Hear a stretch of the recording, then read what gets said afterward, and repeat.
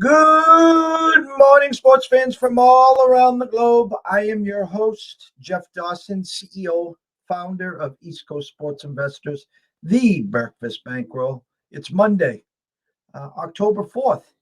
New day, new week, new beginning. The first full official week of October. And wow, busy weekend. The Tom Brady versus Bill is over. The playoffs in baseball begin tomorrow. No chaos, no 163. A lot to cover, for sure. Without further ado, my co host from the Palm Tree State himself, Mr. Scott E. Webb. Scotty, my brother, what is up? Morning, Jeff. Looks like it's a dressed in red Monday. Yeah, Tiger Red Monday. How's that sound? It's all good as long as we do what Tiger does and win. A million ways to go here today. I'm just going to grab the stage for like 2 minutes here.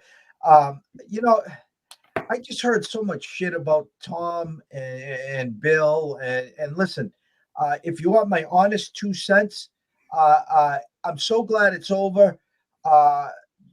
The one thing that needed really to happen happened yesterday. The Patriots got their quarterback. This kid was hit 150 times. They abandoned the run in the second half. I mean, they just didn't even bother running it. They were just trying to keep him honest, I think, in the first half. The one question that everyone's talking about locally here is how Bill just immediately ran the kicker out there to kick the 56-yarder in the rain with a bad hammy or something, instead of going for it on 4th and 3. And here's the dilemma.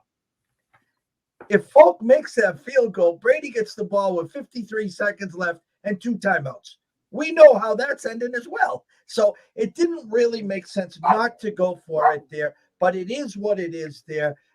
And then baseball-wise, listen, we were within a whisker of that chaos. Hats off to the Jays. Amazing run to end the season. They come up a half game short. Sox trailing 5-2. It looked like they were losing, and your Rays and Yankees battling 0-0.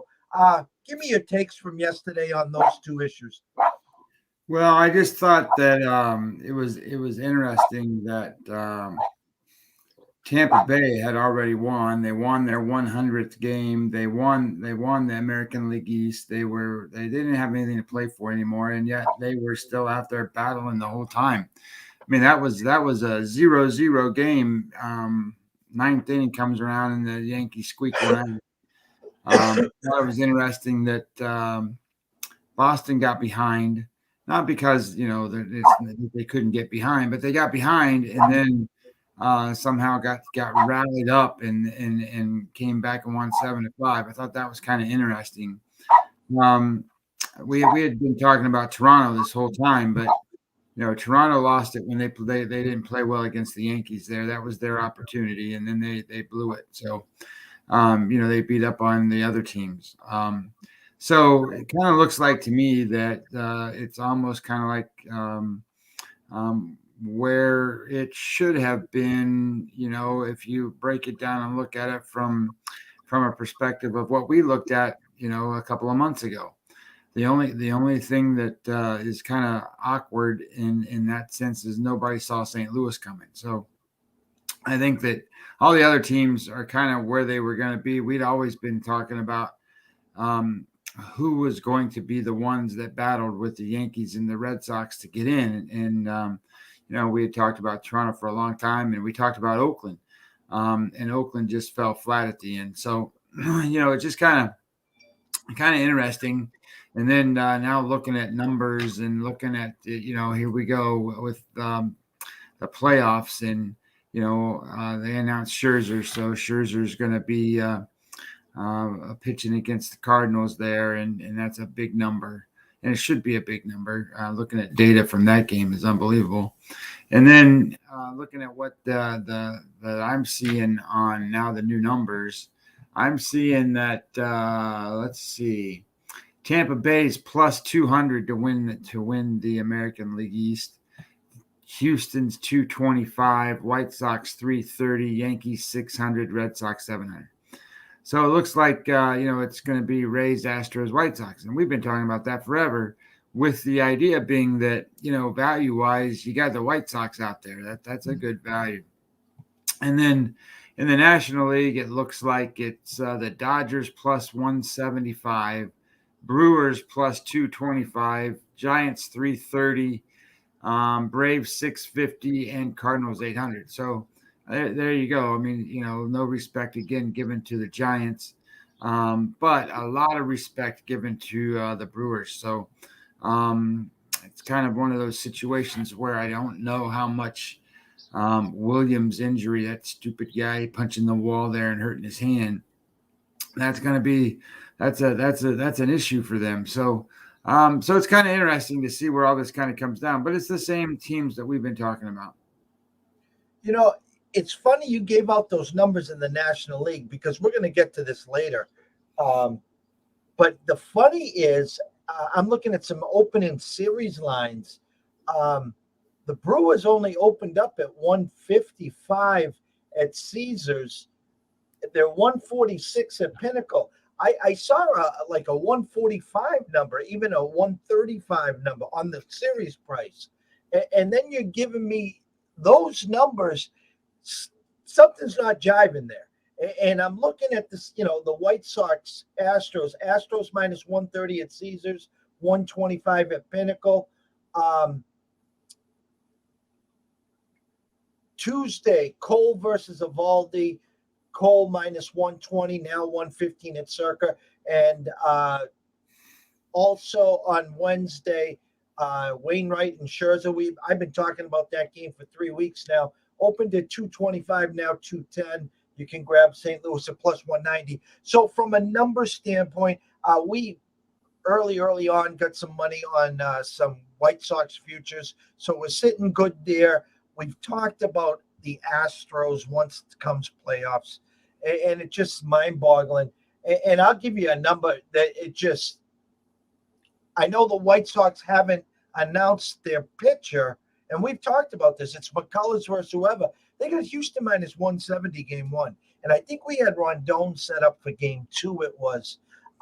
So, again, it's baseball. No respect to the Giants. I'll be on probably later today in L.A. with Pops. I've been doing his show on Mondays for 6 months this season. And for the last 5 months, I've had to tell him, you're not catching them. You're not catching them. You're not catching them. It was like not if, but when. And at some point, you just had to wave the white flag. You weren't going to catch him. And how lucky is this damn team that they spend all that money on Bauer, doesn't pitch a lick for the last 4 months, however long it's been, and able to get not just Scherzer, we'll spice it up with a little Trey Turner too. Well, that makes that team pretty special, right? So, especially the way Bellinger played this season. So, I mean, that's a team that I think, they're not reliant so much on just anybody anymore. They rely on everybody. And, the other one who might not be able to go is Kershaw. So, he's got some elbow troubles or whatever. So you're looking at Muncy got hurt yesterday too. Yeah, so these teams are a little banged up. So I mean, who saw Muncy being one of the guys that are going to be a possible MVP of the league? So these are good players, but the truth is they can be dynamite players at any moment in time on that roster. I mean, nobody's talking about Mookie Betts this year, and No. Mookie Betts is one of the best players in baseball. So, it's all the different things that the Dodgers can bring. What the Dodgers put in front of you, and then you have what disappoints me a little bit this year about the Major League Baseball playoffs is how the teams are going to be broken down, because you got the play-in game with the Cardinals and the Dodgers, and let's just say the Dodgers win that game. So then that means the Dodgers are going to face the Giants.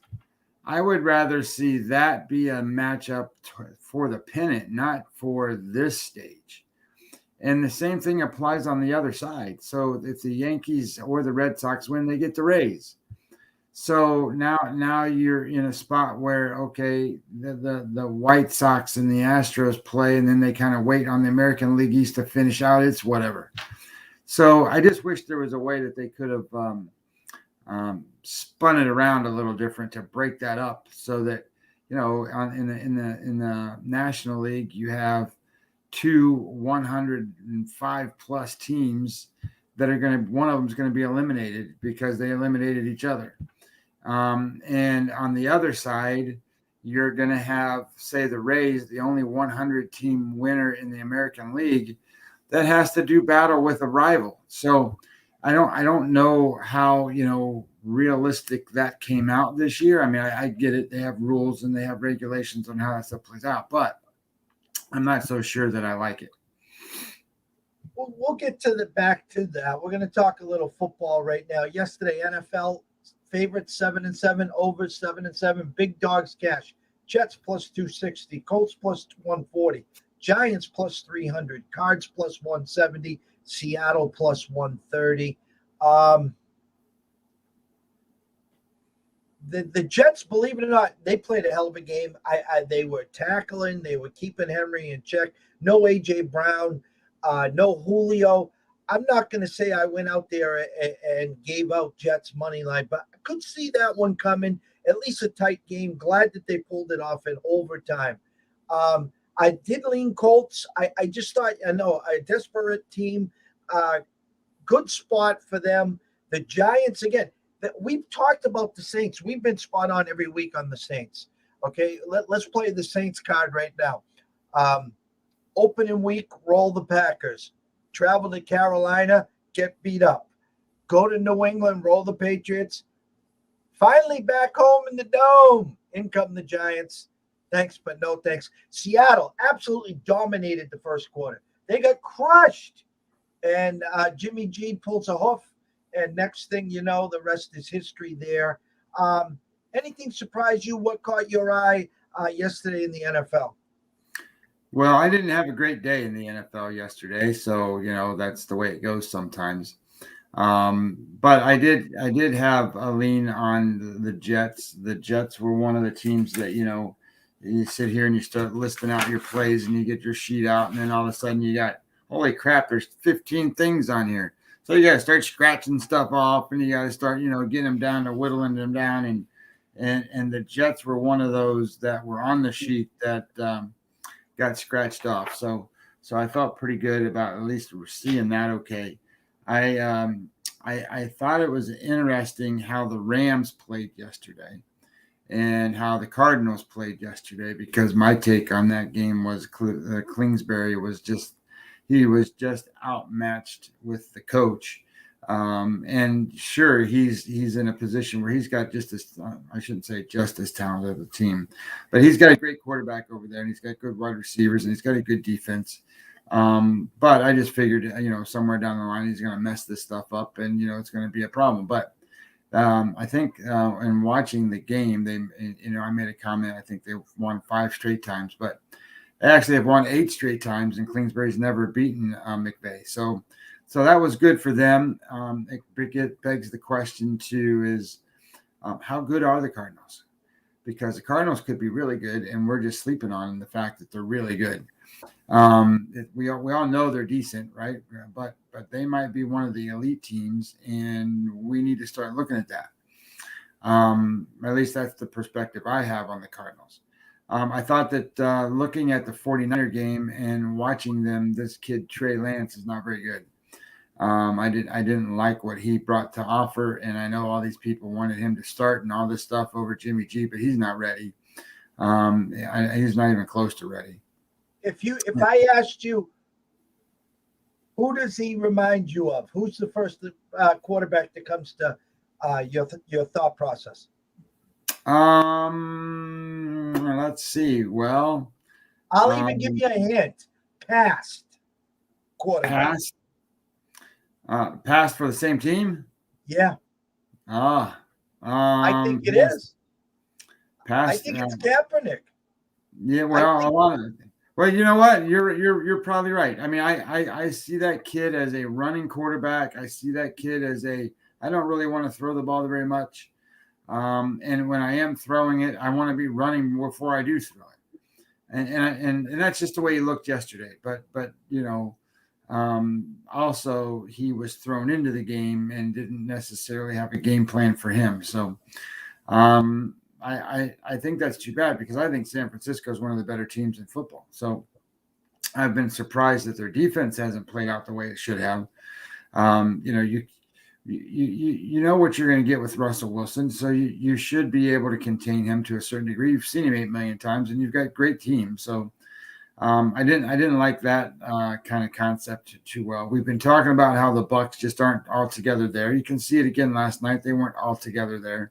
I think their defense played a lot better, especially rushing the quarterback and that kind of stuff. I do like. I mean, if you ask me what quarterback that is playing as a rookie this year, I mean, I like Mac the best. I mean, he's made great decisions. He sat there and thrown the ball. He doesn't put his team in harm's way. Sure, he gets picked off, but there are balls that are deflected and flipped up in the air. I mean, it's not like he's making terrible choices. So, um, I don't know what to think of the kid in Chicago right now, Justin Fields. Yeah, they won the game, but they didn't win the game because of him, and that's okay. And they don't have to win a game because of a rookie quarterback. But does he give them more of a chance to win than Dalton does? I don't know. I don't know if that's true or not. So I just think that it's kind of interesting. The one game that made me mad was that Indianapolis Miami game. I had that game right under the number, and at halftime it's 10 points. Huh? 10 points. And they scored 34 points in the second half. I mean, are you kidding me? So I didn't like that. So whatever. I mean, that's the way football goes. So, and that's what happens when you bet unders. That's why everybody likes to bet overs. But the truth is, I feel like a lot of these games were on the right side. I'm convinced that Carolina is a good team, but I'm convinced that Dallas is a better team after watching that game. And then looking at some of the data points on that stuff, kind of unsure where Washington is. I thought maybe that that game was a spot where they could actually straight up lose. They won the game, but I'm kind of concerned there for that team. I don't think they're going to be competitive against Dallas, for example. I think they could play good against Philadelphia. Philadelphia played a decent game against Kansas City. That surprised me a little bit. I mean, the point spread doesn't show it that way, but I mean, they were competitive in that game for a long time. So, interesting week in pro football. And that brings us up to what tonight, right? The Raiders play and the Chargers play. My opinion is that the Raiders being in a spot where they're undefeated, they should have that taken away tonight. I think this kid Herbert, Herbert, not Bear, but Herbert. I think that kid's pretty good. And I think that the Chargers have now no Anthony Lynn holding them back. So they've shown some improvement and it's shown better. So, and these teams play each other all the time. So they know what's going to happen in terms of how they play. I mean, the Raiders have been better on defense, but I like the idea that I think people are undervaluing and underlooking the Chargers and what do you call them? Trendy dogs, right? I think people like but Las Vegas is a trendy dog today. I'll end this segment with this. It's the one thing that really I'm so disappointed in is this is we gave out our 3-team action parlay on Sunday. We had Seattle money line plus 120. We had the Patriots plus 7 and a hook. We lost with the Steelers plus the 7. Now they get out 7-0. Okay, right before the half, they block a field goal for a touchdown to go into the half up, and they threw the phantom flag, said he was offsides. He clearly wasn't. No one was offsides. And Big Ben is done. Anyone listening here, anyone wants to archive this show, anyone in fantasy football that still wants to hold on to this fat fossil, okay, you're clueless. The guy cannot throw it 20 yards. You are okay. Mhm. They started the season last year 11-0. Okay, and then he dinked his dunk the rest of the year because he couldn't throw the ball. Okay, now you're using Najee Harris. 2 weeks ago, caught 14 passes. Okay, I watched Juju Smith-Schuster twice yesterday, wide open. One time he didn't put enough air on it, and another time he just threw a dart. He he's done, and I don't think Duck, who they got behind him, whatever's the answer, but they should have known that coming into the season. So if Tomlin wants to coach his team next year, you better find someone else to call. Cordell Stewart, call Terry Bradshaw. I don't care who you call. Big Ben can't start next week. No, I agree with you there. It's interesting because I'm trying to pull up some numbers here. When I looked at the win percentage in that game, the win percentage opportunities for the Green Bay Packers, they were going to win the game the whole time through. But I will say this: they let me get out of there. Why am I in there? I'm looking for defensive metrics right this second for Pittsburgh, because everybody always talks about how good their defense is, and that's what's going to hold them in the games. And the truth is, Pittsburgh Steelers, after yesterday, they're 15th. So there's 32 teams, and they're ranked 15th, which is interesting because the team that's ranked 14th is the Tampa Bay Buccaneers. So in my view, right, so Tampa Bay Buccaneers, I think, have only one way to go, and that's to keep moving up the ladder as they keep getting better. What does Pittsburgh do? Do they keep getting better, or do they kind of fall a little bit? And I guess the right way to look at that would be is if Pittsburgh is in one of those spots where the offense can't keep the ball and they can't keep things where they're supposed to be, that's going to be hard on the defense, and it's going to wear them down and keep wearing them down, because that's what Pittsburgh's going to need. I mean, they're going to need the offense to maintain, hold the ball, and give them the defense the opportunity to make the turnovers to put them in positions to win. I think probably Roethlisberger's in a spot where, I mean, doesn't he remind you a little bit of the way Peyton Manning ended his career and he couldn't throw the ball?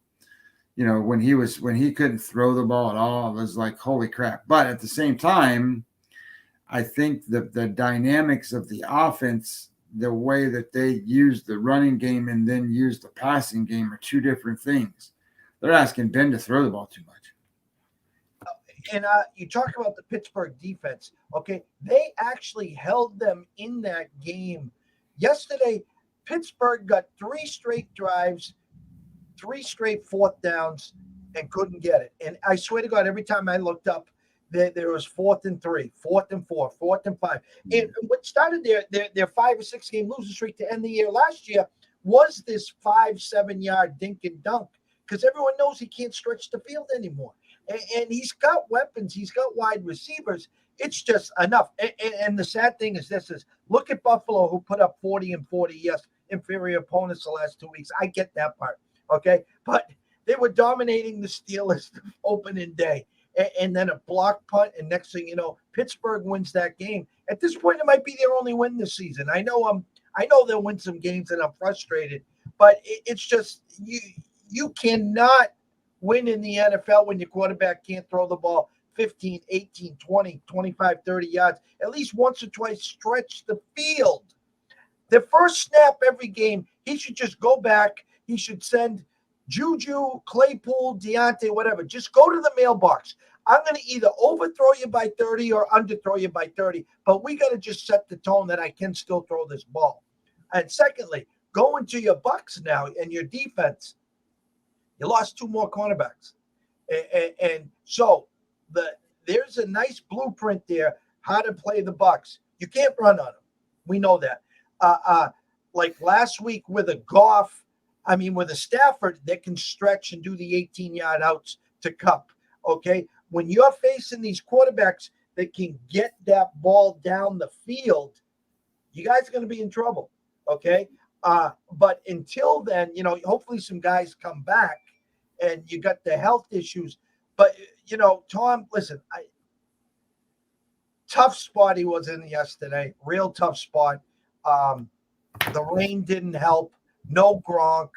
Um, and everyone's kind of killing him today for that second pass to Brown in the end zone. Well, the gentleman that was covering Brown came up lame, okay, on the incomplete right shoulder where Brown was lost. Okay, so he was trying to get off the field like, Coach, I'm hurt. That's when the chaos happened. Belichick had to call a timeout so this guy could limp back on.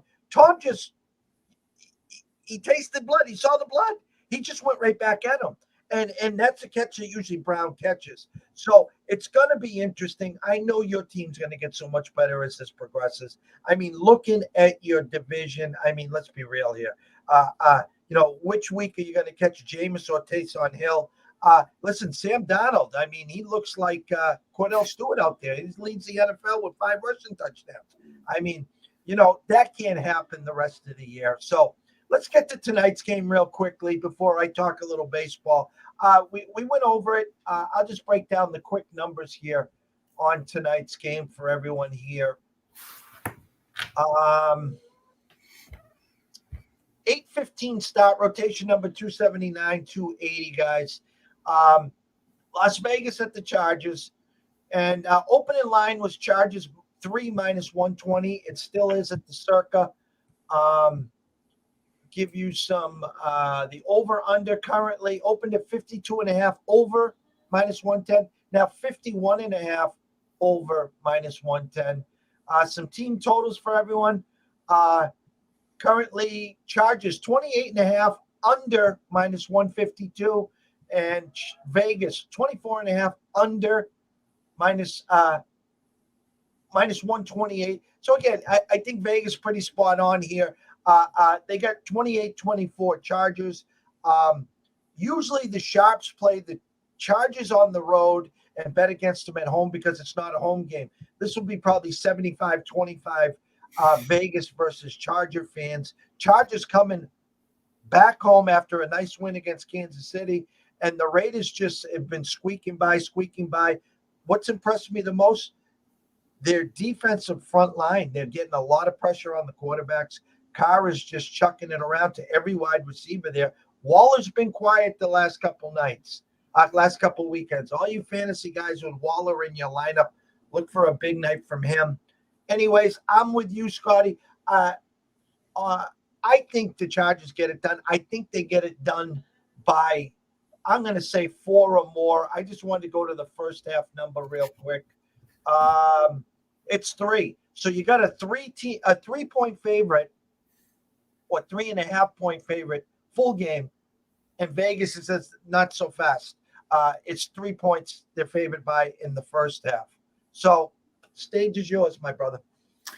Yeah, when I look at this game, what concerns me about the Raiders and going forward about the Raiders, and there's one big surprise here. The surprise is their defense. Historically, one of the worst defenses in the NFL, and this year, so far, they have not been that way, and they played some pretty good teams. So when you look at what they're doing on the offense, and everybody doesn't want to talk about their offense in terms of a problem, they can't run the ball, Jeff. I mean, they're the worst EPA rushing team in the NFL. 32 out of 32 running the football. Now, a lot of that has to do with Josh Jacobs not being able to play. And the last status report that I saw was he was questionable tonight. That didn't mean he's out. He was just questionable to play tonight. So that puts a lot of pressure on the offensive line to pass block. And today, you're going against the Chargers and you're going against Bosa and those guys. I just think that a one-dimensional team against the Chargers is not going to go well. And I think the kid quarterback for Herbert, I think he's the real deal. So I don't think you're going to see any drop-offs from him. I think you're going to see good throws from him. I'm not saying he's a top 5 quarterback, but he's certainly a top 10 quarterback in the league these days. And what does that mean Derek Carr is? everybody badmouths Derek Carr, but he wins a lot of football games all by himself for the most part. And I'm not sure that that's going to continue. How can it continue? I mean, you can't predict when it's going to stop. But ideally, I think that there's a mismatch here that favors the Chargers. And I love the fact that Anthony Lynn's not there anymore. I mean, I just think that and I don't mean that negatively to the guy. He's probably the greatest guy in the world, and he's probably a super coach and all that stuff. But boy, he's a terrible game manager, and he was terrible on making certain choices and decisions. That stuff's going away, and they're winning games.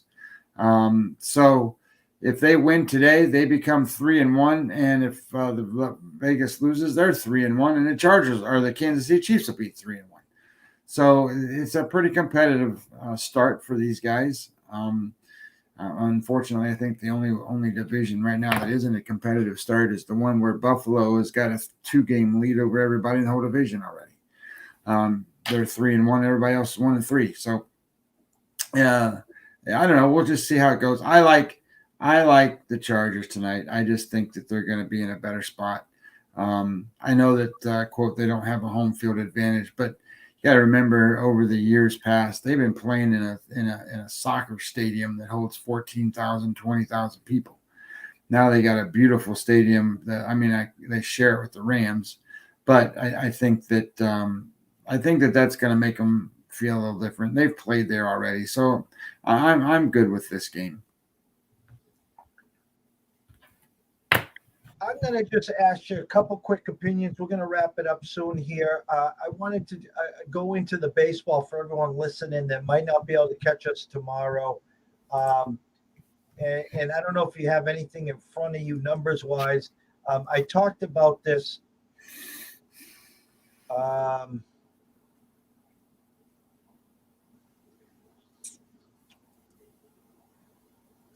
Tuesday, we got Cole versus Evaldi.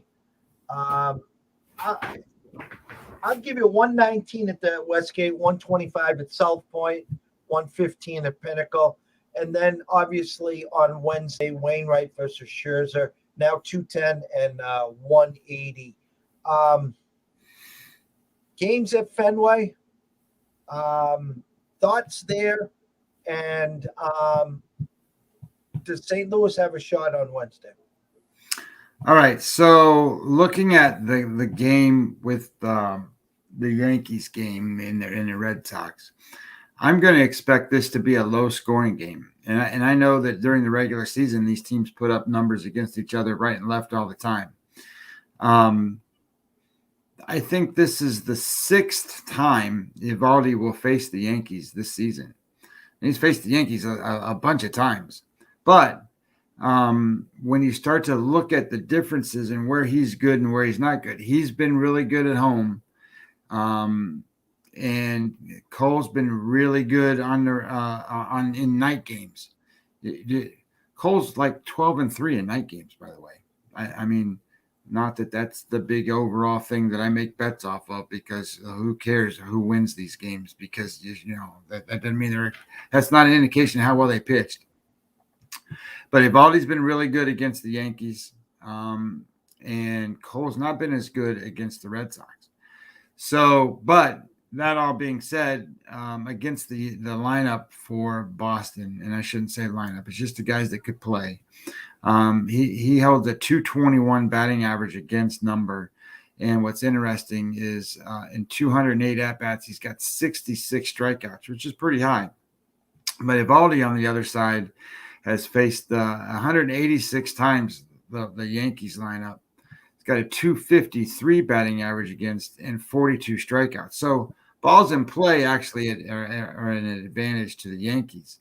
However, you flip the switch a little bit, the ISO rate is they're not high, so they're for either one, but they're higher for Boston. So that means the extra base hits off of Cole are much better than they are off of Evaldi. So just for example, in those 208 at-bats, they have 10 home runs. And in the 186 at-bats for the Yankees against Evaldi, they only have 5. So that powerful Yankee lineup only has 5 home runs, and the best hitter going against Evaldi is Rizzo, and he hasn't faced him that many times. So like Judge got a lot of base hits. Stanton's got a lot of base hits, but these guys aren't big. Those are big power guys. Um, Stanton's the one you got to worry about. He's got 7 RBIs against Evaldi. But on the other side, if Cole can stay away from Devers, they might have a chance to do well. I mean, Devers has 3 home runs and 9 RBIs, batting through. He doesn't have a high batting average, but he's got all the big home runs and all the runs driven in. I think there's going to be one of those spots where it matches up great for Evaldi being pitching at home, and it matches up great for Cole because he likes to pitch at night, and I think that keeps the runs down, and I would suspect that unless a game gets out of hand, and it could get out of hand with a home run, you get a couple guys on, and then bam, a home run happens, and they already had, like, say it was 2-1, and now it's 5-1. That's kind of out of hand. Now I get it. The Red Sox came back from that disadvantage yesterday, but I think these pitchers are going to throw a little deeper into the game. I don't think they're going to come in and go, hey, let's go throw these guys like the Yankees have been throwing. The Yankees have been throwing their bullpen against the Rays for 3 straight days. They can't get their pitchers to go deep in the game. So, and they had to win these games. They had to win yesterday for sure. So this is a win or go home. I don't think you're going to see a quick hook, though. And then in the other game, Jeff, let me pull up these numbers. I just have to click a button here, and you'll go, holy crap. So anyway, let's come on, run the numbers. Wednesday. Let's see what we got. Wednesday. My computer doesn't want to update, Jeff. How about that? Maybe I've had it up too long and I have to refresh the page. Let's do. I wanted to show you how dominant Scherzer was, because in this particular game, so Wainwright has faced the Dodgers lineup, 83 at-bats, 24 hits, and that's a 289 batting average against. So that's pretty good for the Dodgers, considering the league average is around 240. That's pretty good. Now, ISO rate's only 120, which means of those 24 hits, there's only 7 doubles and 1 home run. So they don't bang the ball out of the yard. They string a bunch of hits together and that kind of stuff. So 156 at-bats for the Cardinals against Scherzer. I thought that was kind of high. I don't remember Scherzer pitching against the Cardinals that much. Batting average against 180. They have 27 hits in that amount of time frame. Their weighted on base average is only 200, and ISO rate 0.67. So it's pretty dominant advantage here. 150 at-bats, 61 strikeouts, only 4 walks for Scherzer against the Cardinals. And Wainwright has 0 walks, 12 strikeouts, but 83 at-bats. So it's not nearly as much volume. But that's a pretty dominant edge. And when you look at the guys who have the best batting average against Scherzer, it's Tommy Edman and Edmundo Sosa. So whatever, you can look at the guys you need to happen, right? So Goldschmidt, he is 6 for 35 against him. He bats 171. Molina has 1 hit and 20 tries against Scherzer. And where is Arenado? Arenado has 2 hits and 10 tries. What about O'Neill? Real good. Huh? What about O'Neill? O'Neill has 3 tries, 0 hits, 2 strikeouts. It's almost like one of these, like we talked about Seattle. Seattle got to the weekend. Now they're expected to win. Their favorites. They ran out of gas. The Jays did everything that they could, like you said earlier in the week. They needed to win one more game against the Yankees. Now, St. Louis, with the amazing, was it 16, 17 game winning streak, got into the playoffs. And is it one of these, hey guys, fans, we got there, we'll be ready next year? It's like the Red Sox. The Red Sox were a year ahead of schedule, okay? I know the naysayers are saying right now, you didn't make it to the playoffs yet. You're playing in a playing game, okay? But I thank them for giving us 163 days of action. I thank them for the effort. Now, do I expect them to win tomorrow? I got a quarter in my pocket. Hold on. Okay, it's a coin toss. I believe it. It is. And the thing that scares me is the longer this game goes on, I have more faith in what the Yankees back end has done lately. They've gotten some arms back that throw hard, and the Sox are struggling with. The Sox don't know where to go anymore because Barnes is dead. The Japanese kid's dead. They're just like grasping at straws. When they won the World Series, they were rolling Sale out. They were rolling Price out there. And that's what happens is these things get extended. So, listen, I think St. Louis, you know what? It would blow the MLB playoffs up if Wainwright and the Cardinals could win because I think Fox, ESPN, TBS, TNT, whoever's covering these games, they wouldn't know what to do. Our Dodgers are gone. Our Dodgers are gone, And then all of a sudden they'd be, Giant fans in a hurry. Guarantee you that. They might be gone the next series. But, that's going to be interesting because, Scherzer's going to be used up for the first game anyway. And, but I don't know what his health is. I mean, he hasn't been the same Scherzer here the last couple of starts, and he hasn't gone deep in games. And if he's going to be the guy that starts, I mean, they used Buehler yesterday, so I don't know where that sets them up strategy wise, because they might have to use Gonsolin or somebody like that. I mean, I know they got the three guys. I mean, they got Urias, they got Buehler, and they got Scherzer. And then I don't know what they got after that because, I don't know if Kershaw's going to pitch. I don't know, who knows.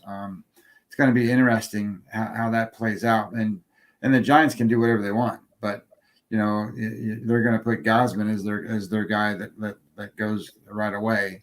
And then they've played a pretty competitive series against those teams. So it's going to be that'll be an interesting matchup with the Dodgers not having their pitching lineup the way they wanted it. And depending upon what happens in that game, what if it comes down to Scherzer pitches good and Wainwright pitches good and it comes down to the bullpen? Well, I mean, in both games, it's all hands on deck because there's no tomorrow for any of these teams. So you got to do whatever it takes to get to the next series, which is going to be interesting. And again, if these games go longer and longer, you could be limping into a game one on a bullpen game. And we know what happens there. And, give up 3, 4, 5, 6, 8 early. You might just look at the guy and say, hey, you got to take this one for the team. We can't go any deeper right now. We need the rest. Get that notification on Twitter that says position player pitching. But no, my opinion as of the early part, and I haven't really broke the game down yet, but just looking at the basics of the game, I think tomorrow's game with the Red Sox, I think, what is it, 8.5, 9? Is that what the number is right now on the total? I thought it was 8.5. Opened 8.5, still 8.5, juiced over -110, -115. Yeah, I think that game will likely reach 9 just because I think people like to bet the Yankees, Red Sox, and overs. Cole has not had great success against the Red Sox, but I do think that game stays under that number, just because those two pitchers are in their best spots. Cole's good on the road; he's good at night. He hasn't pitched good at home comparative to what he did on the road. Eovaldi's been really good at home, and he's been good against the Yankees. So that just tends to bode for an under type number. And then I guess I just have to play it out a little further as data, more points come more available, and different other things come up. What's interesting for me is this time of year, it brings into other things that I like to bet on. I like to bet on runs plus hits plus errors totals. So I like to break that down a little bit, because if you take the idea that it takes just a tick over 2 hits to score 1 run, you mathematically can start breaking down runs plus hits plus errors and see where you think that's going to go. Because just like you do with team totals and stuff like that, you can do the same thing here, right? So just simple math, right? Say if the total was 8. So to get to eight runs, you gotta have, it takes 2 hits to score that many runs. So that means 16. So 16 plus 8 is 24. So what if they throw out a number of 27? Okay, so 27 means you got to figure out, okay, are they telling you it's going to go over, or are they telling you there's going to be 3 errors? Well, there ain't going to be no 3 errors. You can just count 1 error, just count 1 extra thing. So then you got to go, okay, they said 27. I'm at 25 to get to 8 runs. Am I shading this thing to go over? Because if you're shading it to go over, add 2 more plus the run, and now you're hitting that runs plus hits plus errors number, right? And you can hit the over on the other number. So it kind of breaks down like that. The only disclaimer that's part you have to try to figure out is walks, because walks aren't in there, and walks create runs. So you have to kind of look at that number and figure that out. But in these type games, the reason I like to do this is because these are the best teams in baseball with the best pitchers in baseball, and they don't walk people. So you're not going to have a lot of that. That kind of gets narrowed out of the equation. So it's a pretty fun little exercise, and it's a pretty fun way to also analyze the game. Well, we'll be back tomorrow. We'll break down more of the Red Sox. We'll break down more of the St. Louis Dodger game on Wednesday. We'll go over some series lines and odds, the White Sox in Houston, Atlanta, Milwaukee. Tomorrow, we'll go over the NFL game. Myself and Scott both lean Chargers tonight, and I also give a look to the Chargers minus the 3 first half as well. Always remember this, guys and gals.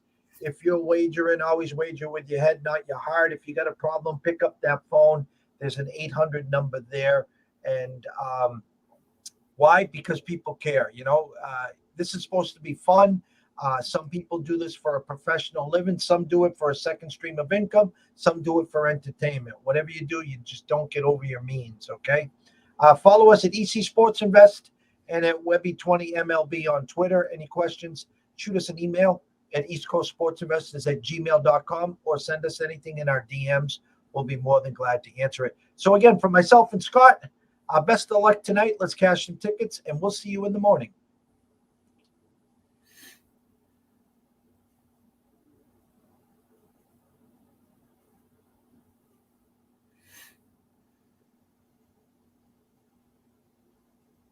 She's not ending.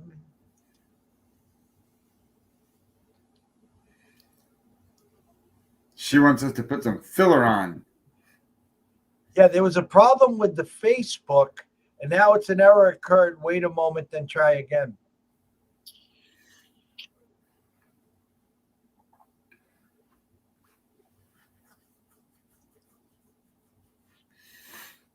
I don't know how you abort if it's not ending either.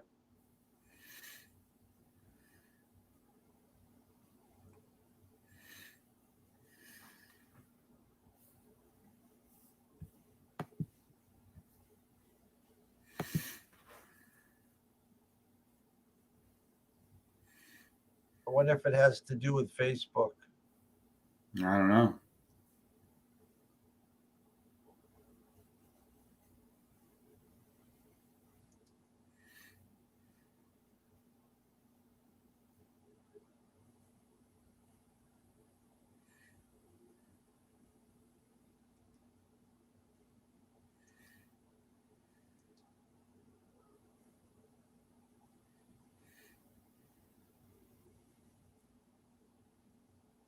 This is odd.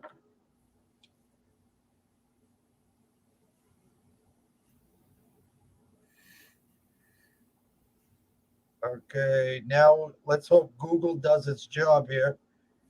Right? Google, how to end live broadcast on stream yard.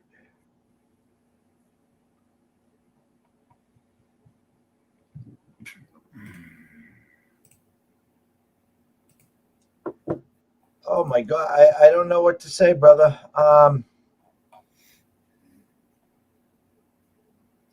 Hello.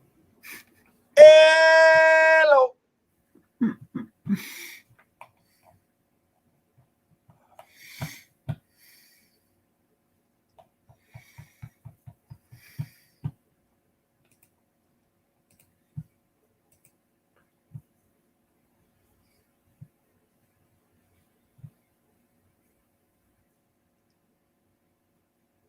I'm gonna try this. Hold on.